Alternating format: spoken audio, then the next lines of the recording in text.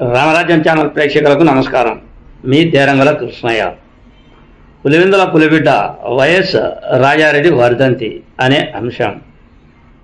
పులివెందుల అంటేనే గుర్తు వచ్చేది ఎవరి పేరు అంటే మొదట వైఎస్ రాజారెడ్డి, ఆ తర్వాత దివంగత నేత వైఎస్ రాజశేఖర రెడ్డి, ఆ తర్వాత వైఎస్ జగన్మోహన్ రెడ్డి. ఈ విధమైన పేర్లు గుర్తొస్తాయి ఆంధ్రప్రదేశ్లో పులివెందుల పేరు చెప్పుకుంటూ వస్తే.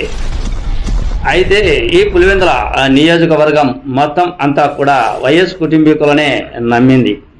గత 45 ఏళ్లుగా వైఎస్ కుటుంబీకులను నమ్మి రాజకీయ ఎదుగుదలకు ఎంతో కృషి చేశారు పులివెందుల నియోజకవర్గ ప్రజలు.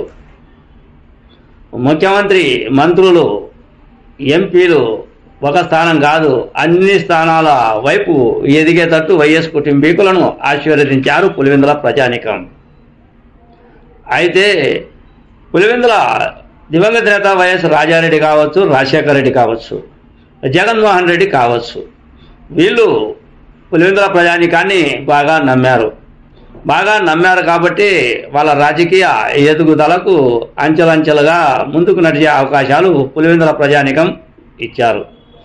ఏది ఏమైనప్పటికీ ప్రస్తుత రాజకీయ స్థితిగతుల ప్రకారం చూస్తే రాజకీయంలో రాజారెడ్డి హవా వేరు, రాజశేఖర రెడ్డి హవా వేరు, జగన్ రెడ్డి హవా వేరు. రాజారెడ్డి రాజ్యాంగం అని ఇప్పటికి కూడా ప్రతిపక్ష నేతలు అంటూ ఉంటారు, విమర్శలు చేస్తూ ఉంటారు. అంటే రాజారెడ్డి రాజ్యాంగం అంటే ప్రతిపక్ష నేతల్లో అరాచక రాజ్యాంగం అన్నట్లు వాళ్ళ ఆలోచన. కానీ రాజారెడ్డి మనుషులను నమ్మితే ఆ నమ్మిన వ్యక్తులను ఆయన ఎంతవరకైనా నమ్మితే ఎంత వరకైనా వెళ్తాడు. ఆయనే స్వయంగా యుద్ధ రంగంలోకి దిగినట్లు వస్తాడు ఒక మనిషిని నమ్మితే. అందుకే రాజారెడ్డి అంటే అంత నమ్మకం పులివెందుల ప్రజానికానికి. ఎక్కువగా రాజారెడ్డి ఎవరిని నమ్ముతాడు అంటే తన అనుచర గణాన్ని. ఇప్పుడు వచ్చింది క్యాస్టు అంటూ, అటు తర్వాత రెడ్లు అంటూ, అటు తర్వాత కమ్మలు అంటూ ఇప్పుడు వచ్చినాయి క్యాస్ట్ల రాజకీయాలు. కానీ రాజారెడ్డి హయాంలో బీసీలకే పెద్ద స్థానం కల్పిస్తాడు.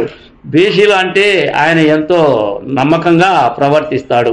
బీసీలు కూడా ఆయన పట్ల ప్రాణ త్యాగాలకు కూడా సిద్ధం అవుతారు. అది అప్పటి రాజారెడ్డి రాజకీయ రంగ ప్రవేశం ఆ విధంగా ఉండింది. బీసీ నేతలంటే విపరీతమైన అభిమానం రాజారెడ్డికి. సరే, ఇదంతా ఎందుకు చెప్తూ ఉన్నాను అంటే ఈరోజు బ్రహ్మాండంగా మొత్తం పులివెందుల నియోజకవర్గంలోని వైఎస్ కుటుంబీకుల అభిమానులు, బంధువులు అంతా కూడా రాజారెడ్డి వర్ధంతిని ఘనంగా జరుపుకుంటూ ఉన్నారు అన్నదే నా ఈ చిన్న వీడియో. నమస్తే.